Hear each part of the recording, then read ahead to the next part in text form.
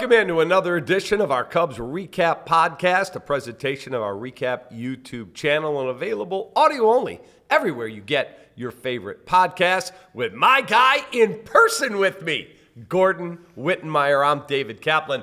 So you're in town for a little bit. We get a chance to do this in person. And as we tape on Monday, the 12th of August, still alive, my Cubbies, 3 games back in the wild card. Now, I know they don't have the tiebreaker, so really it's 4 games back. Yeah, but it's a lot like last year. 20-12, their last 32, and a lot of their offensive woes have fallen by the wayside. Guys are hitting better as of late. We'll see if it continues. Yeah, and they're 8-2 in the last 10. Now you know why I'm here, right? Now you know why I'm in Chicago. The Cubs are the story, right? They're rolling. Yeah. However, they don't face these guys anymore, so they can't control their own destination. They don't have tiebreakers. They have to control everything they can control, and that means that after this Cleveland series this week in Cleveland, they've got 6 consecutive series before they see the Yankees. All those other teams have losing records right now. They got to do a lot in that time frame. They went 8-2 in their last 10. This is where they've got to maintain that level of pace, 700 ball in that stretch.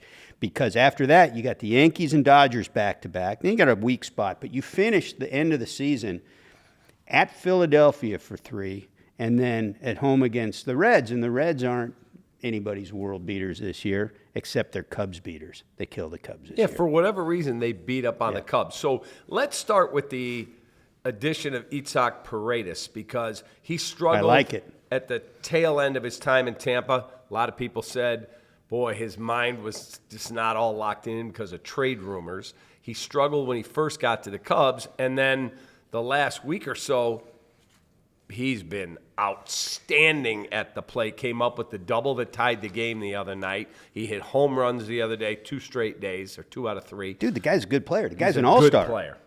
And he was one of theirs originally. Right. You know, he went in he went with Jamer Candelario in the Alex Avila Justin Wilson trade back in 2017. Yep, I believe so. So last year they bring Jamer back to try to fix that. Yeah. Now he's a Red. And then they bring Paredes back with some club control, and that might be the right move. I'm wondering what they do next. Bring Rizzo back? No. What are they doing? What are they doing next? That's not going to happen. So as we're taping, this is the first time back at Progressive Field since the core that won that coveted World Series in 2016 was broken up in 2021. And Kyle Hendricks is not going to pitch in this series. It's going to be Imanaga and then Assad and then Tyone. You get a day off, then come home with the Blue Jays rolling into town. So as you look at this team offensively, Pete Crow-Armstrong looks like he's starting to figure it out. He really looks good. He's been raking. This 8-2 stretch, he's been raking. 900 OPS. You've got Hap he was really hot. He's cooled off. But this is who Hap is, right? He's been streaky his whole career. Mm-hmm. So, okay, he's cooled off a little bit. That just means he's going to heat up again at some point. Okay, Amaya has been much better since they got rid of the leg kick. He's been outstanding, in fact. Had the game-winning hit to beat the White Sox on Saturday night in the 8th inning. Drive in 2. They win 3-1. You're leaving out the most important thing. And then Paredes is starting to hit again. Big deal. And then the other thing is Dansby Swanson looks better at the plate as of late. So my question is it realistic to think they could make a run here? Because there's still a lot of baseball to be played. They just have to play at an extraordinarily big level because they put themselves in this position. No one to blame but themselves. Right. And again, because they don't play the teams ahead of them, that's why they have to play at such a high level, because you don't get that 2-for-1 value in beating one of those teams. So you have to maintain this, like I said, 8-2 type of a pace. But keep in mind that all those guys you mentioned, those hitters you mentioned, and Bellinger, by the way, who's playing still kind of compromised but producing well, are all part of this resurgence. They're all part of scoring a few more runs and backing that starting pitching. But the thing that you haven't really mentioned yet is that bullpen. They've been ridiculously good. That's been an albatross of this team for over a calendar year. Probably 9 baseball months. And yet here they are. I've got some numbers on this because I couldn't believe it myself. They are, since that 32-game stretch you mentioned where they've got 20 wins, that started July 4th. The relievers have a 1.69 ERA. Yeah, that's crazy. Then. That's unbelievable. Pick the best bullpens in history, and that's friggin' amazing. So obviously that leads the majors in that stretch. So that's been a huge part of this. Council's talked about that. He's talked about, well, is that just performance, or is that guy settling into roles? And he says one leads to the other, right? And so that's what's happening here. Hector Neris is pitching his ass off right now. Who would have believed that in May? So is this stuff going to sustain? I mean, some of it's newcomers. So you think, well, maybe, like Miller. So maybe it does. It has a chance. And with multiple guys pitching these big innings, and the rotation, which has been good all year, in this stretch, averaging more than 6 innings a start. That's huge because now you don't need to lean as hard. Okay, so Jed came out. There's not going to be any additions to this club right before the trade deadline, I think a week before. He talked to the media and said, not going to be any additions for this season, but maybe something that we could use going forward, hence Itzhak Paredes. But with the way the schedule shakes out and the way they are suddenly playing baseball, I cannot imagine that you would get to late September and go, sweet mother of God, if you'd have just added this, you might be there. For the second straight year, you might have had the definition of insanity is watching the same thing and expecting a different result, and you didn't add on again. Third straight player acquisition period, if you count the offseason, if you count not doing enough in the offseason. They did not get a closer again. Yeah. And now Alzolay is having Tommy John surgery, so he's done for a calendar year or more. Yeah, and we had this talk before, right? So Alzolay goes down, and he was a guy that you counted on early in the season. There were times that he performed. And then you trade Morel, a guy who a year ago certainly, but in recent years you looked at this guy with the bat speed and the explosive exit velocity. That's shit that I hate, by the way, because I don't think that tells you you're a good hitter or not. But anyway, this guy does that thing consistently that they say that makes you an odds-on better favorite to be a good hitter. And so you think that he's part of the solution going forward, and yet they're better without both those guys. Crazy. Yeah, and that's amazing. Both these guys with high levels of ability and just tools. And they're better without him. And Paredes gives you a solution at third base. Yeah, Christopher Morel I always liked, and I liked the energy that he love the personality, my God. To the team. And he's down in Tampa, and you're thinking, what are they going to get out of Paredes? Now that he started to hit, he's an obvious upgrade with the glove. So if we go back, and Jed's a big boy. He is a good dude. He works hard, but we've all been critical of where this team has had their struggles, whether that was the closer role, whether that was the offense struggling. Now, if you go back to what they did last winter, the Michael Busch deal looks like a really good deal. I like that deal. I was going to bring that up. To me, that's an underrated piece of this whole thing. Yeah, so that deal looks really good. The Imanaga deal, oh my God, that looks sensational. Nico Horner is being pushed by two guys who have now been promoted to AAA in James Triantos and Matt Shaw, which is why I don't believe Nico Horner is going to be here next year. I think they move him this winter. You and I are on different pages on this one because I'm a Nico believer. I don't know what ultimately they're going to decide if they get some value offers back for him. He's got an an OPS in the sixes. That's because he doesn't hit for power, but he hits for on base. So that's what you have him for. He's a contact guy who can get on base. And a Gold Glove defender. Yes, and so he's right. I mean, he's literally like he won one. So and when he and Dansby are both healthy and playing the way they can it's in the as middle, good a defensive middle infield as there is. so why would you break that up because you have this guy who you think's going to be good in the minors? You need to friggin' win. And let's, all this nice happy talk about how well they're playing right now and that they have a chance. Let's not forget what they did for the first 4 months of the season, 3.5 months of the season, and that they still have a losing record as they go into Cleveland. And the only reason they're in it is because the National League friggin' bites this year. So, I mean, that of all the teams in wild card position or chasing the wild card, let's just say from the Cubs up to the top wild card spot right now, I think there's 6 or 7 teams in that spread.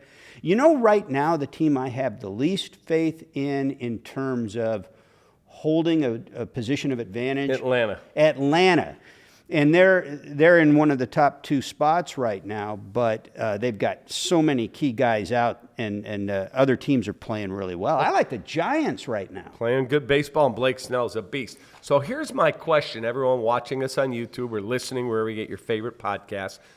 What would you say, because you're talking, as you know, to a diehard Cubs fan. Yes, I do this for a living. I'm also a diehard. What would you say to the man or woman, child out there that says, now they've snookered me again. I'm back in. I'm going to be locked in on the games. We're only 3 games back. What would you say to them?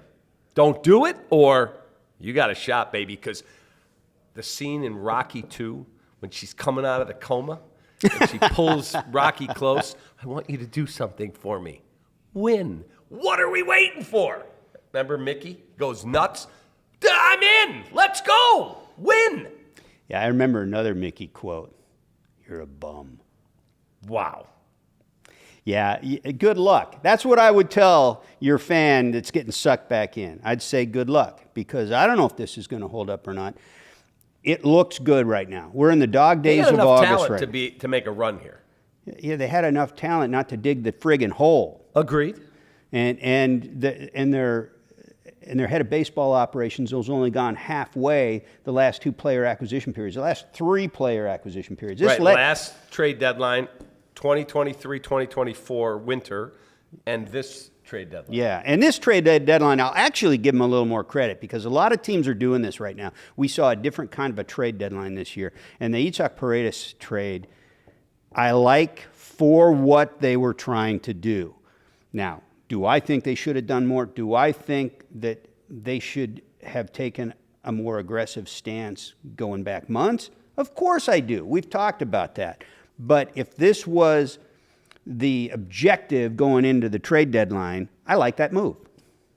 So if you look at what they would need in the offseason, in the next player acquisition period, let's assume that they make it, they don't make it, but let's assume that this roster, that they're willing, because they're going to get a ton of money off the books, a ton of money. They're going to have a lot of flexibility, and it's incumbent on the owner to go, okay, you got $80 million off the books, I'm keeping you at the same level. I don't want to hear, well, we're cutting the payroll down to 180 from 230. I want to hear that you're going to spend at that level. Is it going out and getting an outfielder, Juan Soto, Anthony Santander? Is it going out and adding another quality starting arm? Is it going out and getting a closer? What would you do? What do you think? Because for me, you never have enough pitching. I'm going to have Justin Steele. I'm going to have Imanaga. I got 2 more years left with Jamison Tyone. I don't know what I'm going to get out of Cade Horton. They just announced he's done for the year with a shoulder thing. It's not surgery, but he's going to be shut down. You have Jordan Wicks. He's been out. Ben Brown, he's been out. So until I see you do it consistently at the big league level, I can't count on those guys. I'd go add another starter, and I've got to find somebody that takes the ball in the 9th inning, has big balls, and goes, give me the ball. I got it. Listen, we just described an infield, right, that if they keep it together, you might like it going into next year. Bush, Horner, Swanson, Paredes. Yes. Okay. So if you lock that in and take it as set with maybe some platooning going on at first, you like your catching? I like the way Amaya has developed as the season's gone on. I got to be convinced it will continue. We know we got the corners locked in, right, in the outfield. And Suzuki. And you got Bellinger and PCA that are – Bellinger's still around on 2 more years of a contract if he doesn't opt out. I don't think he'll opt out. And then PCA's under club control, and it looks like he's getting better. So, and he can catch the friggin' ball. Mm-hmm. So if I'm making any adds to the hitting side of the equation, I'm thinking gloves. I'm thinking keep the pedal down on that run prevention. If we've learned anything in this National League Central about the team that's dominated the top for the last few years, it's that they stabilized when they started catching the ball all the time, the Milwaukee Brewers. And so even when they traded away the best pitcher in the division, Corbin Burns, and really had probably, if you want to be generous, maybe the 4th best rotation going into the season, they haven't loosened their stranglehold on the top of that division at all because they don't lose games that they should win. Agreed. And so that starts with catching the ball and playing fundamentally well. So I'm going to take your side on this. I would go in and I would, whatever resources I have, and I'm not sure it's that much, I would go hard on bullpen help. I would make sure that I've got somebody I can count on for leverage. Go get one of the best. You know, it doesn't have to be the best guy. It doesn't have to be the most expensive guy. But go get a couple of guys in that first, second tier. Who's closing for you? I'll figure that out after the fact because I've got a manager that can figure that out. It could be Ben Brown because he's a 2-pitch guy, basically. It could be whoever, 98-mile-an-hour fastball and a good breaking ball. It could be who emerges out of spring training and then who emerges out of April and May. So you're not going out to spend big money on whatever available closer there is? Because there aren't that many that I think, or there are some, but there aren't that many that are, like Josh Hader, if you could have got him for X amount, he's worth the money when he's healthy. Edwin Diaz was worth the money when the Mets signed him until that crazy, stupid injury. There aren't very many, and we see what Edwin Diaz has done. So you said you'd go out and get somebody to help with run prevention. Where are you playing him? That's the thing. What I'm saying is that would be what my eye would be on, not a bat, because we just talked about a lot of places in the lineup and defensively that are kind of locked in, you know, assuming that there's no opt-outs or trades or anything. So I don't know that you get a lot out there significantly that way. I don't know that you pursue a lot significantly that way. But I can get a thumper to be my DH. I have got to get a big effing bat in this lineup. I had this argument with one of the beat writers when the Cubs were in Cincinnati, and we argued, I took the position that the bullpen is what killed this team. That you can say whatever you want about not scoring enough runs or the inconsistent or this or that or the other thing. Offense was down across the league, and teams all over baseball have experienced versions of that, unless you're the Dodgers with those monsters at the top or you're the Yankees with those monsters in the middle. Even the rest of those lineups had trouble a lot of this year, but they had the monsters to offset it. What will keep you in these races and keep you relevant and give you the chance is the run prevention. Had the Cubs not blown 16 of their first 32 saves, imagine getting 5 or 6 of those games back. Right now they've blown 21 saves. 15 of those were games they went on to lose. 15. Right. So if I told you I added 7 wins to your team, make it 5, Cap. Okay, make it 5. All of a sudden now you take 5 losses off, so instead of 59 and 60, I'm 59 and 55, and I add 5 to the win. I'm 64 and 55. Where would that put you? Now you're in playoff position. Correct. So this is what I'm talking about. This is why, and there's nothing in baseball, and I've seen it firsthand over the years with multiple teams, that demoralizes a good team quicker than a bullpen that can't hold leads consistently. Correct. And this team actually has been resilient enough that they've continued to play hard and continued to keep themselves in the position that they're in right now. So give them whatever credit you want to say they deserve for that. But the bullpen, for most of this season, buried them. Now the bullpen's performing, and look what's happening. So that's why I would make sure that I have pitching all the way through the ninth inning. And it doesn't have to be the gold-plated closer. And when I go to address any lineup needs, I don't have to go big. I don't have to go big in my mind for this team to be competitive. They're not playing on the coasts. They're not playing in that National League West or the American League East. I need to be able to win 6 out of 10 games, most 10-game stretches, and go 4-6 when my team's not playing well.